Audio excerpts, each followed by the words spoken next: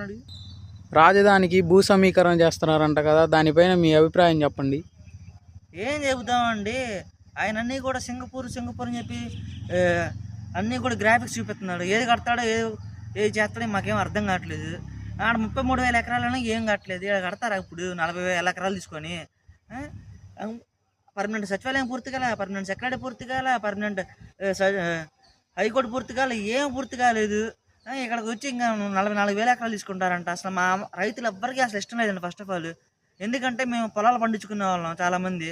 మా నాన్నలు కానీ మా తాతలు కానీ అందరూ కూడా ఇక్కడ పొలం పండించుకుంటూ ఉండేవాళ్ళు. వాళ్ళు గుర్తులుగా పొలాలు లేకుండా వీళ్ళు లాగేసుకుంటాం, భూ సమీకరణ లేకపోతే ల్యాండ్ పూలింగ్ ఏదేదో పేర్లు చెప్తున్నారు. అసలు మా పొలాలను వాళ్ళు తీసుకునే హక్కు ఎవరిచ్చారండి? అసలు ప్రతిసారి కూడా దౌర్జన్యంగా బలవంతంగా పొలాలు తీసుకోవడం ఏంటండి అసలు? ఏదో రైల్వే స్టేషన్ కడతా అంటున్నారు, బస్ స్టాండ్లు కడతా అంటున్నారు. బస్ స్టాండ్లకి రైల్వే స్టేషన్కి గవర్నమెంట్ భూములు లేవండి. నాకు అర్థం కావట్లేదు. వాటిలో కట్టచ్చు కదా, వాటిని కట్టకుండా ఇప్పుడు ఈ ల్యాండ్ పూలింగ్ అంటాం, ల్యాండ్ భూ సమీకరణ అంటే ఏంది అసలు? 44,000 ఎకరాలు అసలు ఏందండి అసలు? అక్కడ ముందర ఉన్న 33,000 ఎకరాల్లోనే ఎన్ని బిల్డింగ్లు కట్టారు అసలు? ఎన్ని ఊర్లో కట్టారు? తిప్పి కూడా 4 ఊర్లో బిల్డింగ్లు కట్టారు. మరి మిగతా ఊర్లన్నీ ఏమైనాయి?